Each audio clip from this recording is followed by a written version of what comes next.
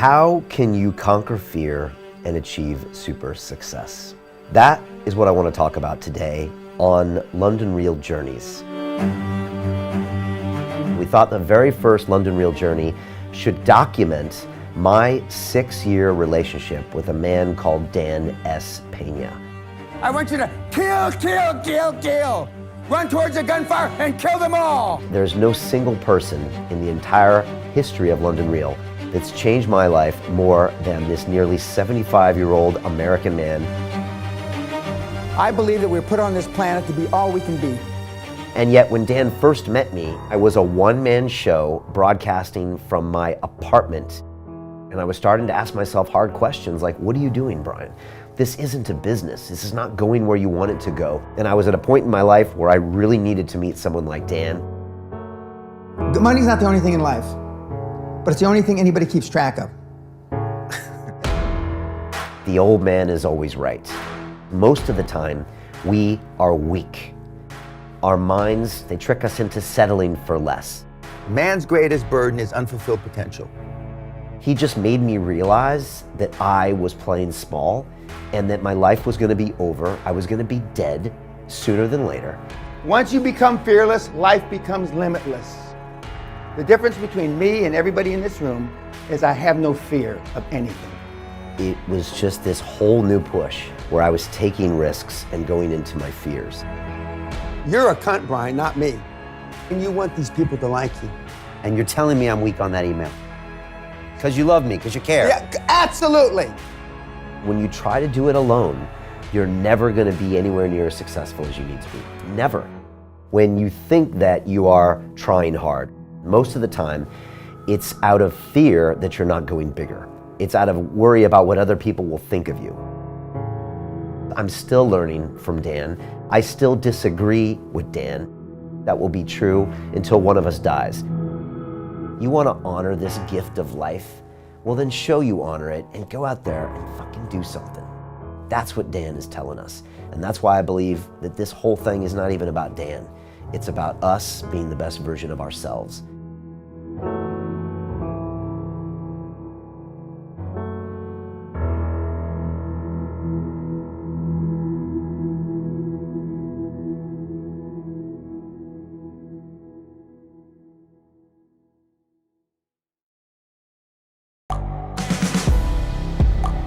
The world is changing.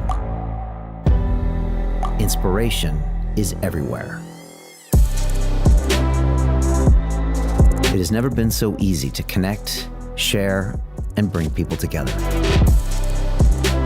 We're learning from others and finding the best in ourselves.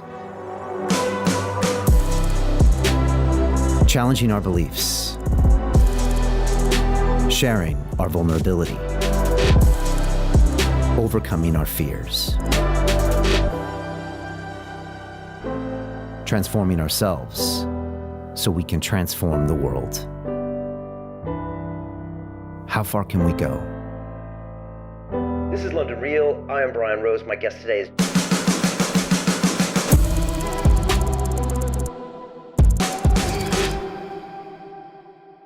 How can you conquer fear and achieve super success? That is what I want to talk about today on London Real Journeys. And this is a brand new format where I'm going to be reviewing some of our 600 plus episodes that we've filmed over the last 9 years and bringing to you the best nuggets of information to where you can see a through line that solves a problem for you or gives you a purpose or a solution for what's going on in your life. And so we thought the very first London Real Journey should kick off and document my 6-year relationship with a man called Dan S. Pena. You might know him as the $50 billion man. You might know him as the $1 trillion man. But I have to be honest, there's no single person in the entire history of London Real that's changed my life more than this nearly 75-year-old American man who lives in a castle in Scotland. He is a high-performance coach. And tonight, I want to show you my entire evolution, what this man taught me. And don't get me wrong, I want to be really honest about this. I went kicking and screaming when it came to my personal transformation with Dan as my mentor. And I want to show you all of the moments I went through tonight to document what it was like for me to learn from this man. And to be honest, I'm still learning from Dan. I still disagree with Dan. I still love Dan, and I still hate Dan in many ways. And I probably think that will be true until one of us dies. And as he jokes with me, we're not quite sure who that's going to be, because Dan thinks he's going to live forever, and maybe he will. But the truth is that Dan's had an incredible effect on my life. Let's be honest, I'm actually dressing like Dan. This suit was made by Dan Peña's tailor, who's also been a guest on London Real. And yet when Dan first met me, I was wearing skateboarder clothes. I was wearing G-Star Raw trousers. I had something growing on my chin, which is called a soul patch, I think. And I was a one-man show broadcasting from my apartment in Shoreditch.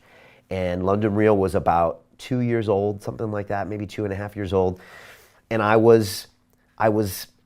the excitement had ended, and I didn't know where I was taking the show, and I was starting to ask myself hard questions like, what are you doing, Brian? This isn't a business. This is not going where you want it to go. What are your choices? Are you going to stop the show? Are you going to go back and be a banker and do something you hate doing? And I was at a point in my life where I really needed to meet someone like Dan. And like I said, a lot of his advice I was very, very hesitant to take. And we still go back and forth, and that's what I want to show you today. And ideally, some of this will strike a chord with you, and you'll see parts of yourself in me or parts of yourself in Dan, and hopefully one of these things will help you break through to the other side. Because there's a line I always like to say, and that is that the old man is always right. And I hate saying that right now, even as I say that to you. But the truth is that most of the time Dan is right, because most of the time we are weak. Our minds trick us into doing things that aren't in our interest. They trick us into settling for less. And Dan has gone off and railed about the snowflake generation, and I'm going to play a clip later. But he says snowflakes melt under pressure. And he is the guy that puts pressure on people to show you how great you are inside. And one of the things Dan said to me is what he says to a lot of his mentees. He said, I see so much potential inside of you. I see so much potential. And now that I've instructed over 5,000 students in my London Real Academy, I know how he feels. I get people in my academy or people here in the studio sometimes, and I see so much potential, and yet they're allowing their own mediocrity to stop them from achieving greatness that would be great for their family, great for society, great even for me if they were just better versions of themselves. And yet they just can't see it and they can't break through. So today, if you pay attention and stay with me, I want to take you on a journey that could transform your life, because it transformed mine.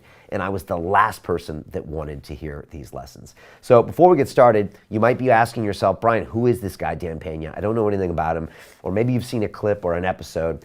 So let me give you an introduction into who Dan Peña is now. And this comes from a movie that we made about Dan. We make documentary films here at London Real. We've made 6 so far.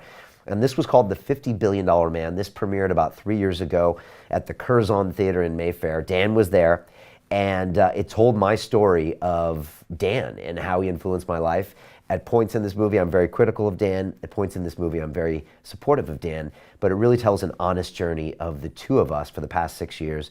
And like I said, I don't know what's going to happen for the next 6 years, but it could be interesting as well. So here is a short introduction to who Dan Peña really is.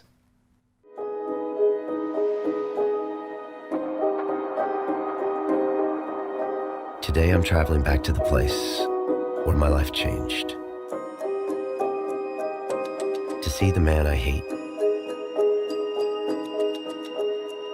My mentor, Dan Peña. The $50 billion man. A figure born out of the wildest American dreams. Or nightmares. His grandparents crossed the border illegally from Mexico. His father was a cop, and some say an assassin for the CIA. Dan grew up in the barrio of East Los Angeles, where he learned the concept that will mark the rest of his life. I'd rather be dead than poor.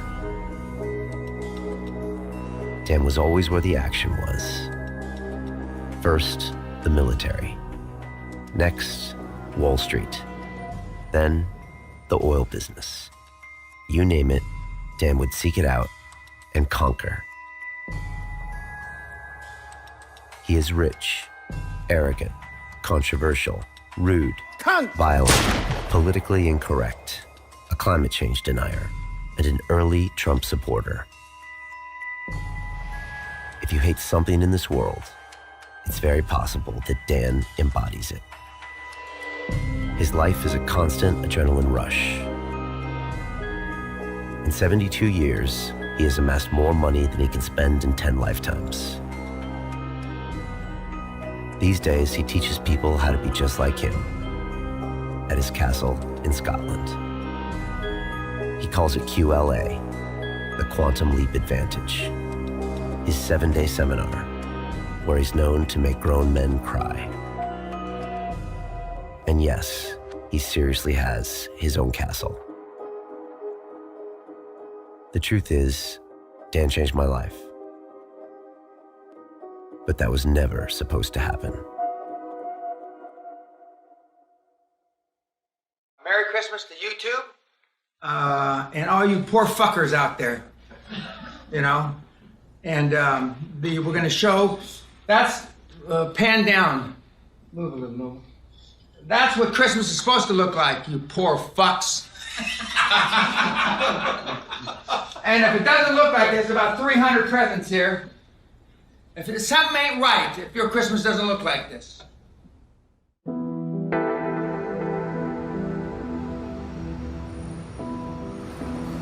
My name is Brian Rose, and I'm the founder and host of London Real. Every week I broadcast important stories, curated from the greatest minds on the planet. I'm trying to make the world a better place. Today, I'm taking the same train I took 2 years ago, when I decided to undertake an experiment. To be mentored by Dan Pena. I recorded everything. I thought it would be amusing. It wasn't. Dan stands for everything I hate. That's why I haven't spoken to him in a year. He only cares about one thing: money. In the last 20 years, his mentees have created over $50 billion of wealth. The top performers get immortalized with their picture in his coveted Hall of Fame. It's the wet dream of every one of his minions. That wall represents everything that's wrong with this world. And now he wants to put me on it. But I'm not a trophy. We have a number of announcements we'll be making this week, but one of the most important is the inductee of a brand new Hall of Famer, our very own, and I might add, the quickest to make it to the Hall of Fame since he attended the seminar. And he's very truly yours, Brian QLA Rose. What's happening here is that I'm paying for my sins. Because I introduced Dan Pena to the world and made him a YouTube sensation. I opened Pandora's box, and I'll probably go to hell for it.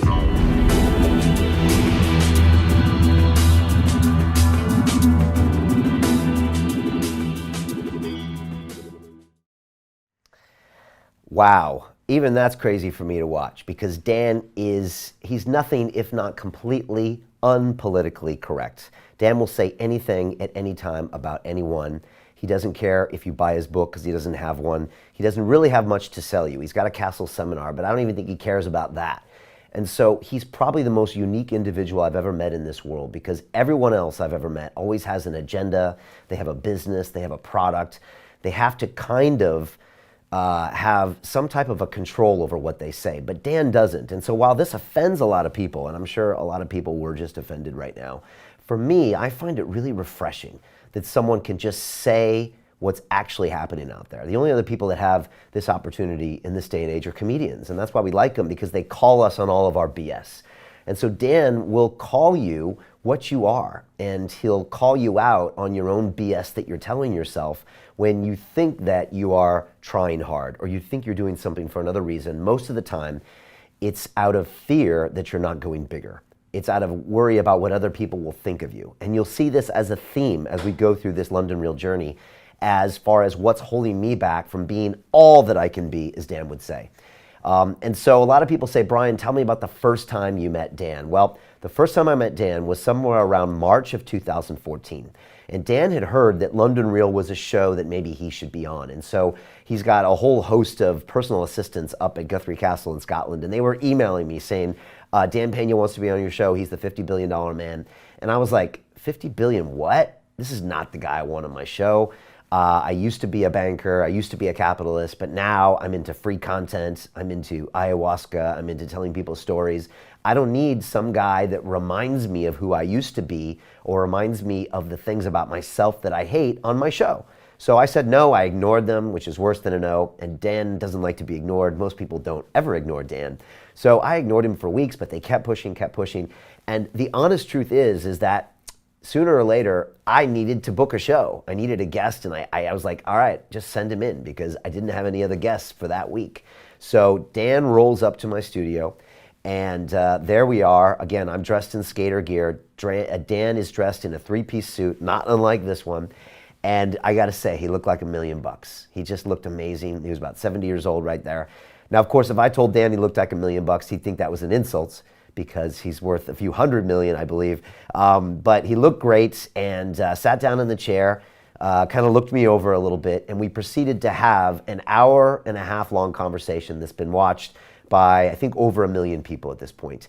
And I never thought this episode would be a defining moment of London Real. I told Dan on the show, London Reelers are either gonna love you or hate you. And you can see I'm really skeptical on this show. And I'm like, I introduce him and I'm like, you're some type of a Bond villain. You have a castle in Scotland. And I'm kind of making a joke. And again, Dan looks at me because he's not used to people joking about him, because most of his followers worship him, and most of the guys he's done business with in the past respect him. But I didn't know much about him. So I proceeded to ask hard questions and to try to delve into his process, and also try to give him a fair interview. I try to do that with anyone that sits in the chair. And so I want to play for you a short clip of something that went viral on the back of this interview. And this is Dan with a very famous phrase. And this is also Dan starting to push me a little bit. He's starting to kind of dig into me a little bit and say, Brian, is this really all you can do? Is this what you're all about? And so here's Dan talking about money and Zen. Shall we do this? Absolutely. Okay, here we go. This is London Real. My guest today is Mr. Dan Pena, who is an American-born businessman, entrepreneur, and mentor who lives in a castle in Scotland. Dan, you're like a James Bond villain in that way. And you're dressed for success. I don't know many people that can pull off a three-piece suit and a gold chain. That's fantastic. You are the author of the book, Your First 100 Million, which you just gave me a copy. Thank you very much. I guess that's $100 million. Correct. Okay. What do you tell people that you do when they ask you? What do you say? Well, the last 20 years, I've been a coach, mentor, high-performance coach to the select few that really want to be all they can be. Let me ask you a question. You know we're very zen here on this show, and we talk a lot about... I'm here anyway. Yeah, you're here anyways, exactly. You know, we like to shake it up here and try some different things. What if I said to you, okay, this guy is going to be ultra successful. He's going to make $1 billion. What if I said, Dan, why does it matter what he makes? Or it doesn't matter. Or my question is, to you, that is the ultimate metric of success. No. Money's not the only thing in life, but it's the only thing anybody keeps track of. It's measurable, accountable. Since the pharaohs. Okay, right. Size of the pyramids, etc. Okay. It's a metric you can keep track of. Correct. But what I give you, Brian, is the ability to have more choices. I have more. I'm just assuming I have more money than you. So I'm going to say that I have a lot more choices than you do. Because you have more money than me. If you want to send your kids to a better school, if you want to be able to take care of your mother when she gets dementia, if you want to, this all takes money, not Zen. I never paid a bill with Zen. Then the unexpected happened. People love Dan. Most of us go through life with our emergency brakes on. Then you release the brake. What happens? Whew. I get people to do that they think they're impossible. You come to me with your goals. By the time you leave at the 7th day, your goals are a factor between 5 and 100 times bigger. You give me your business model in 120 seconds, and I'll tell you in 60 seconds whether it will work, if it can't work, how to fix it, or whether the shit can it. Okay, that's your specialty. Correct. But you probably charge a lot of money for that. Do you ever think to yourself and look in the mirror and when you're in your castle and you're like, you know what, I need to get rid of all this stuff. I need people to meet me and not know that I'm, Dan Pena of the castle in my CV, and I need people to tell me straight and be like, who the hell is this guy? And have to, start over again. Do you ever think that that would be one of the ultimate challenges for you? No, but I got a better challenge. Okay. Bringing 25,000 people across the goal line that should be living in a homeless shelter is much more satisfying than that. And it made me think. You could whip me into shape? Yeah. You think? You'd be a tough sled, but like Atlas Shrugged, pushing the... Why would I be tough, Dan? Because you... Am I set in my ways? No. At your age, you can't be set in your ways yet. Okay. Am I in my comfort zone too much? That's probably... I don't know you well enough, but that could be it. Okay. You seem to enjoy what you do, or you got a pretty good shtick about it, so... Right. Okay. There will be a life beyond London Real. Yes, there probably will. Yeah, I'm sure. You're too young. I don't think you can do London Real until you're 55 or 60. It's not likely. Okay, this is good. Come on. Yeah. Give me a few minutes, free consultation. No. Once I get you to release your emergency brake, Brian. Then you'll be carrying me over the goal line. Notwithstanding your Zen. Yeah. You think the Zen is hurting me? No. Actually? No. It's Okay. It's where you're supposed to be today.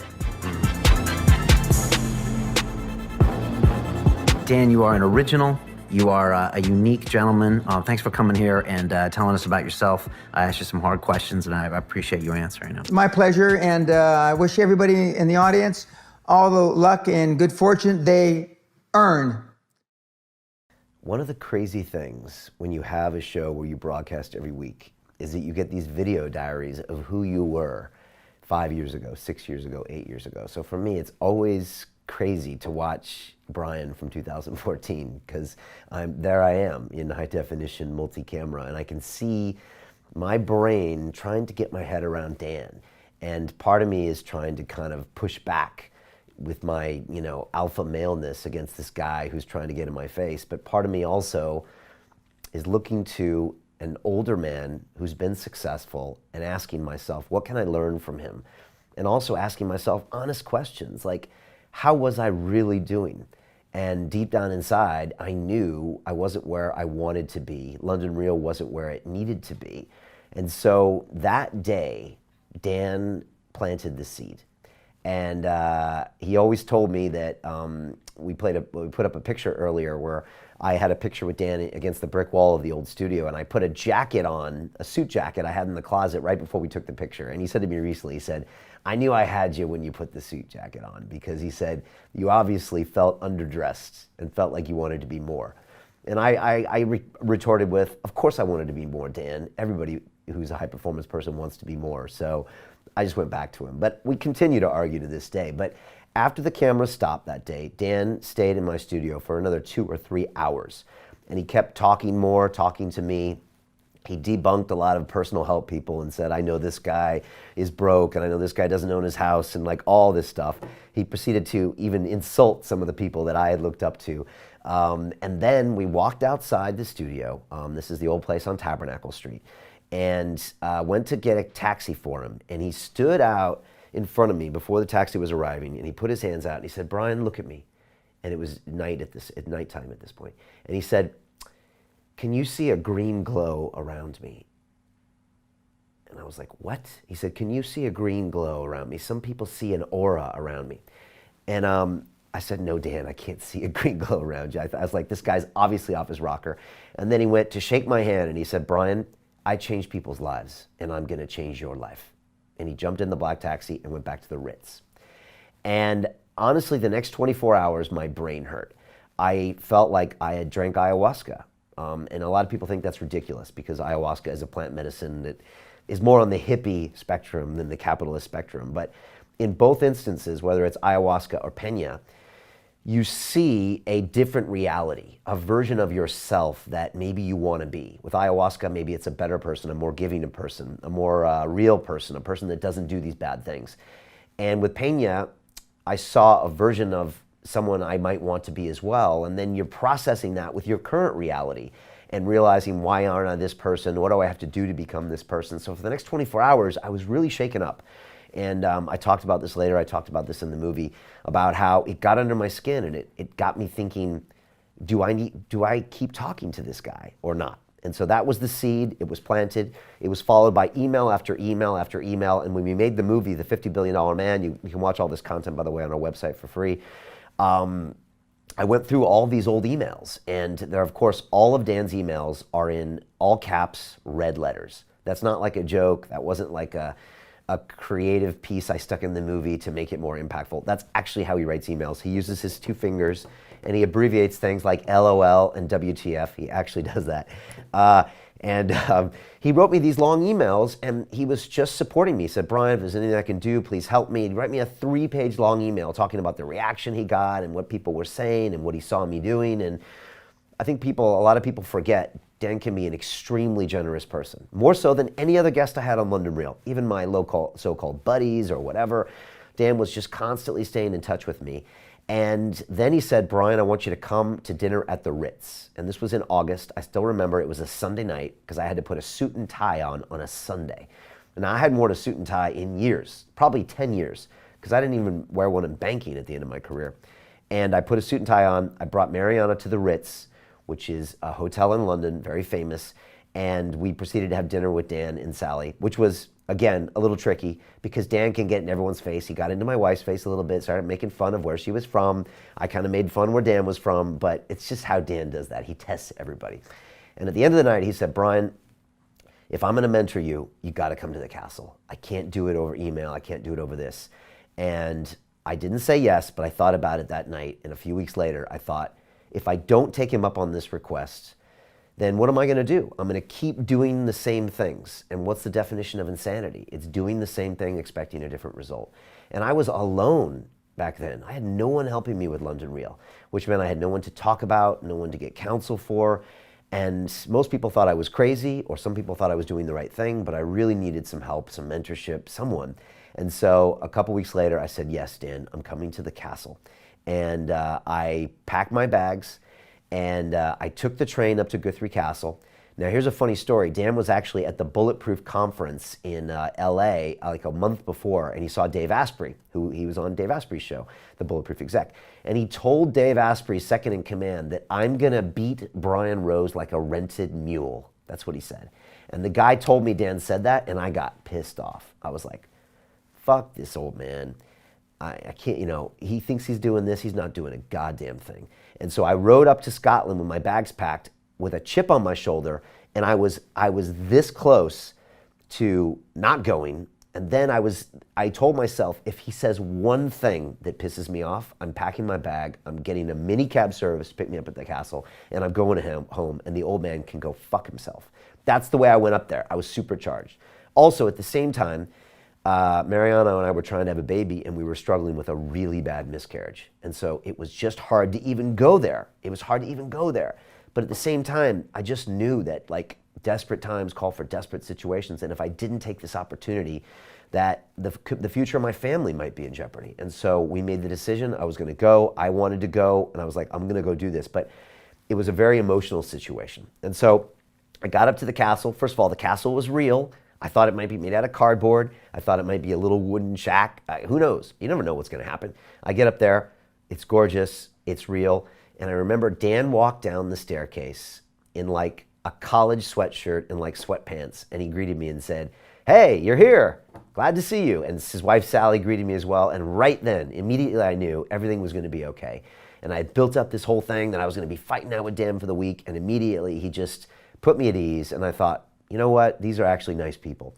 And I set up my cameras and I set up the first interview I did with him before the Castle seminar. And this has been famous. This thing's been watched hundreds of thousands, who knows, probably millions of times. And we talked before I started the seminar. And you can see I'm still not wearing a tie. I still have my soul patch thing on my chin. I did put a jacket on. And I'm trying to figure out what's in store for me for the next week. I know he's ex-military. I know he's going to try to put me through a boot camp. He's isolated me. He's going to try to tear me down and build me back up. And I know it's coming. I went through hell week in a fraternity. So I've been through sleep deprivation. I've been through emotional stress. I've been through all that nonsense back when it was okay to do that stuff. So I'm questioning Dan about what's going to happen. And I'm still trying to feel out the whole situation. And so here's a short clip of that first interview before the Castle seminar started. This is London Real. I am Brian Rose. We have a special edition. I am attending this very same QLA mentoring program starting in 2 days. It's been 6 months, Dan, since we sat down and talked to each other. So much has changed. I've changed. Look, I'm wearing a suit now. I'm in a castle interviewing you. I've noticed. And you said you used to do webinars and this kind of thing, but now you want people that are committed. They're going to pay the price, literally and figuratively. They're going to come up to here for a week. This is no joke, to get up here to Scotland. And they're going to get away from their comfort zone, get away from their family. I mean, this is a bit like SEAL training, right? You're stripping them down, cutting off communication, and now you want to put them through the ringer. You want to break them down. Is that what's going on Exactly. here? A lot of you are here is, how do I get the fucking money? That's the only thing. They don't care about Dan, Pena, QLA, anybody. Okay, how do I get the fucking money? Okay, we get to. I hear that all the time. Okay, Brian, we get to how to get the fucking money about the end of the third day or the beginning of the fourth day. Okay, all right, so I should stay for that. Yeah, you should stay for that. But it's the reason why you haven't gotten the fucking money is that what the first 3 days are all about. So just so people know the detailed information, I broke down everything going on with my business, with my personal life. I took the success test. I took a psychology test that basically, I think it's trying to break down my own barriers, how I limit myself, Correct. My own self-esteem issues, other people in my life bringing me down, including my wife or girlfriend or my parents or my kids. Absolutely. And it was interesting because I wasn't expecting some of these questions. Correct. Okay. And because, as I said on the first time you interviewed me, we have two bank accounts in life. We have an emotional bank account and a financial bank account. And the reason our financial bank account isn't where we necessarily want it to be is because of our emotional bank account. Those first few days, what have been the reactions from people? Do you get people that want to leave? Do you get people that want to cry? We've had people pass out. A partner in a Big Four accounting firm shit his pants. The person that passed out was a psychiatrist. Why would they pass out? They just did. Oh, okay. The stress. Okay. The stress, because I push a lot of buttons. Jesus. Has anyone ever said, fuck you, Dan Pena, I'm walking out the door? No, I've thrown a couple out, but nobody's ever said that. I'll be the first if I walk. Yeah, if you walk, you'll be there'll be plenty of cunts here, but you may be the first cunt to walk out.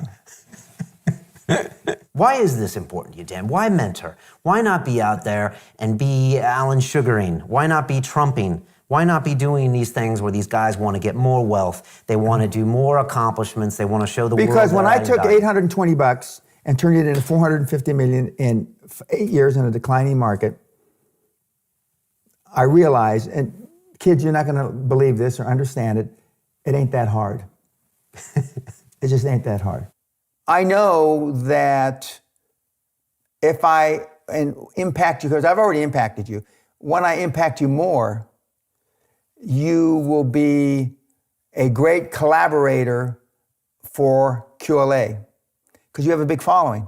So I will be a shining example of the wonders of QLA. Correct. You're going to do and that. And if I can do it with you, I can do it with anybody.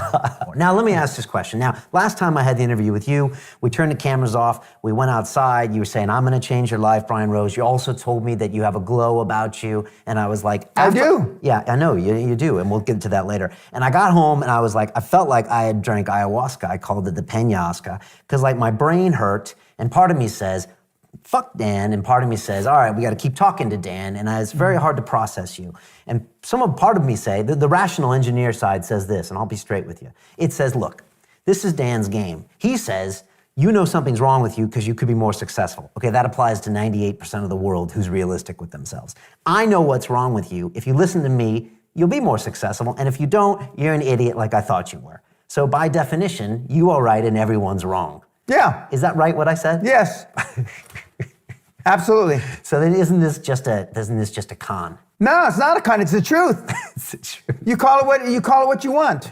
But that means you always win. There's no argument against you. Well, no, I only don't win if you quit. Okay. Again, that always And works. I take that personally. When somebody quit, I've never given up on a mentee in 21 years. I look forward to this week. All right. Okay.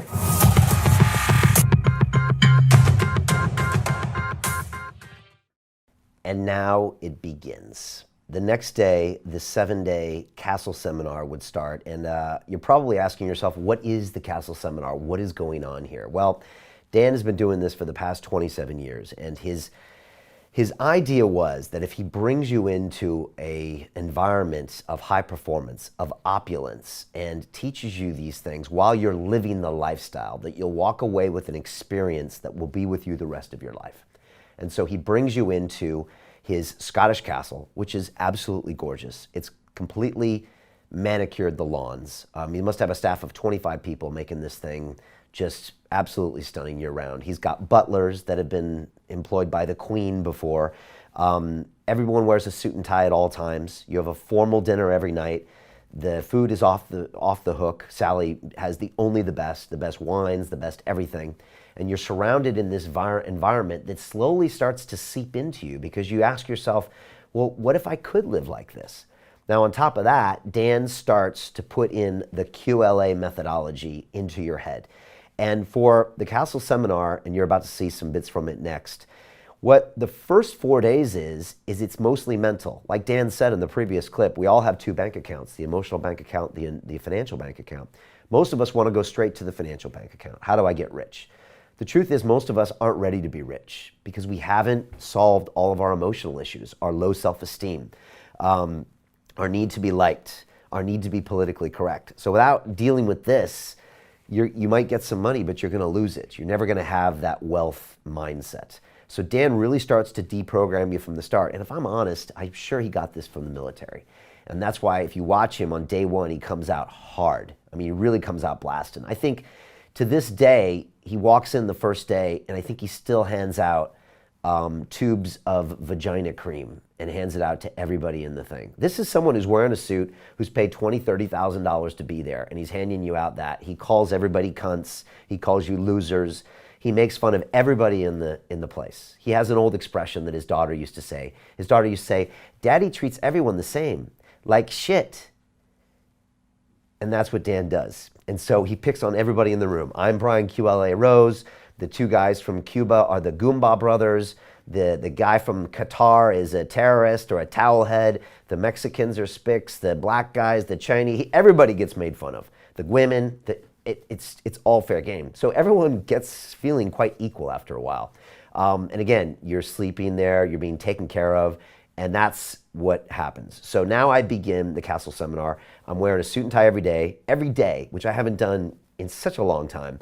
And Dan is now instructing about what's going to happen. And of course, I'm recording vlogs on the fly so I can upload that back to London Reelers so they know what's going on.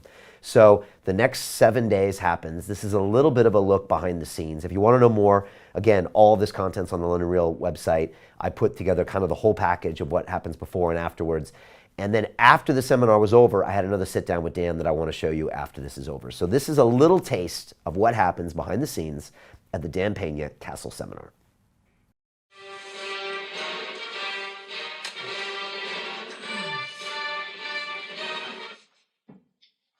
I don't say good morning. When you say good morning in the military, you'd say, good morning, Tony.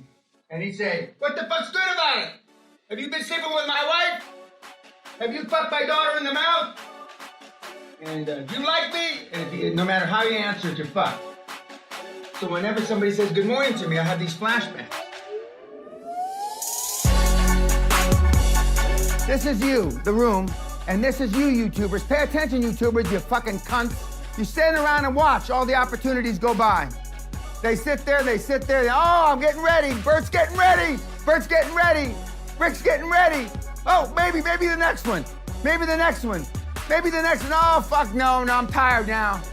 Maybe the next one, and there comes somebody like me. Just jumps on the fucker and eats it. Maybe the next one, Ray.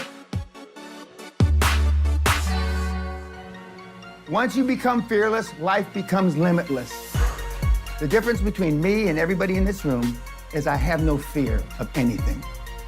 Now just imagine if you fucking miserable cunts died tonight. The regrets you're carrying to the grave. I wisha, I coulda, I fucking shoulda. I kind of feel like Charlie Sheen in the movie Apocalypse Now, as if I've been going up the river and I've been taking the train up through England for 6 hours to get to the castle, and I've been reading the QLA emails and newsletters and listening to the podcasts of Colonel Kurtz, also known as Dan Pena, and my mission has been to come up here to kill him, just like in the movie. And now that I'm here, I want to join him. I'm high on life. I don't need DMT or ayahuasca. Why? That's all horse shit. Those are for losers. This is all about your legacy. This Correct. is all about what Dan's left on the world. Correct. So that's important to you. Yeah, it is. You're honest about that. Yeah, I am. And I'm selfish about it. Okay, you're And I selfish tell about that. people, one of the things that you need to do, and I'm stealing my thunder, is you need to be more selfish. Me. You as an individual. Because you can't love somebody or love what you're doing unless you love yourself. The biggest difference between me and the people in this room is I take responsibility for my actions. And I don't blame them on other people. And that's tough, even when I make a mistake, which is rare. But early in my career, I made a lot of them.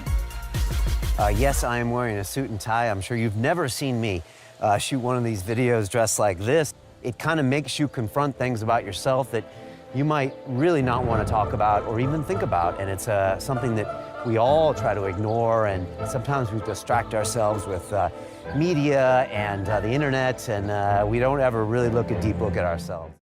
So that is basically a synopsis of what it's like to be there at the castle for a week. Obviously, I was on an emotional roller coaster. I didn't know what was happening, but things changed over the course of it. As you can see, the first night, I felt, almost like I was in the movie Apocalypse Now, when I was, Martin Sheen, and I'd gone up the river to see Colonel Kurtz, and I was supposed to kill him. And then when I got there, I realized that this madman was actually maybe somehow madly intelligent, and then I wanted to join him. It was just this weird parallel that I drew. I don't know why. And I wrote a whole blog article about that as well. But as the week proceeded, I found that I was really starting to crack through and understand what I needed to tap into myself to make me limitless. And I think it was the second day where I actually had a private meeting with Dan. And Dan does 30-minute private meetings with everybody at the Goes to the Castle seminar. And I went into his office, and it was very simple. He sat down and said, "How can I help?" And I stood up, and he said, "You can sit down." And I said, "I got to stand up, Dan." And I proceeded to have what I call my come to Jesus moment, where I told him everything I was doing wrong, how I was living in fear, how London Real was small because I was worried about being judged, and I was worried about spending money on the show to make it bigger, and all these things, and how I had a whole plan how I was going to take it to the next level. And Dan just kind of sat there, and he was just like, okay. And so people always say, "What happened at the castle, Brian?" Dan didn't get in my face and yell at me and slap me around. He just made me realize that I was playing small and that my life was going to be over. I was going to be dead sooner than later. And I would have left all this unfulfilled potential on earth. And Dan, that's one of his lines, and that's coming soon when he says things like that. And so it snapped in me that I had to take action now. And if you know your body is decaying and every day is precious, then why wouldn't you make every day the best you can make it? Why wouldn't you work so hard to where when you put your head on the pillow, you crash? I mean, every day should be an exhaustive effort of you trying to be the best you can be. And I learned that up at the castle. That's what I learned. A lot of people say, "What did you learn?" Did you learn about finance and buying businesses and raising capital and hiring lawyers and accountants? Sure, Dan covered that, but that's not what I really learned. I learned that I needed to be all I could be, and that I really wanted to, but I needed that from Dan. I also had a great time. People don't realize that you're hanging out with Dan like 14 hours a day. There's like 8 hours in the classroom, there's coffee breaks, there's dinner at night, and he's funny. He's got crazy ass stories, he cracks jokes, he's making fun of everybody in the class. I mean, I don't know, I was laughing out loud like multiple times during the day. And I went back recently for the hardcore, and I've got some videos we're gonna play there later. And the same thing, I was laughing all day, every day. I was having a great time. Some days I felt like shit, and I was really asking myself why I was being such a, what's the right word, snowflake with my own life, and I wasn't going hard enough, but that's what Dan does. And so at the end of the week, I had a real realization that my life was different and I had to look at life differently. And about day 4, I shaved this thing off my chin. I was looking in the mirror, I still remember it. I was in what he calls the dollhouse on the castle. It's this 2-floor house that's next to the walled garden. And I was like, what is that thing on your chin? And I shaved it off. And no one really noticed, but you can see it's gone in this next video. And I asked Dan if I could sit down with him and have an interview after the show was over. Now, the night before, there's a big party in the castle. We go upstairs to this trophy room and the snooker room, and everyone drinks a ton. But Dan came in early that night because he knew we had an interview the next day. And this is in Dan's trophy room, which has the heads of all the animals he shot in Africa. So again, this might trigger some people. He actually doesn't kill animals anymore. He loves animals more than people. But back in the day, he went on this whole Crocodile Dundee thing. And I think the real Crocodile Dundee helped him shoot like a buffalo at point blank range. You know, he's got a bear that he stabbed to death at the castle. I mean, it's all real. And so now I had this final conversation with Dan, and you can really notice the change in tone. And my father watched this video, and my dad said, wow, I can see how much you changed. To continue watching the rest of the episode for free, visit our website londonreal.tv or click the link in the description below.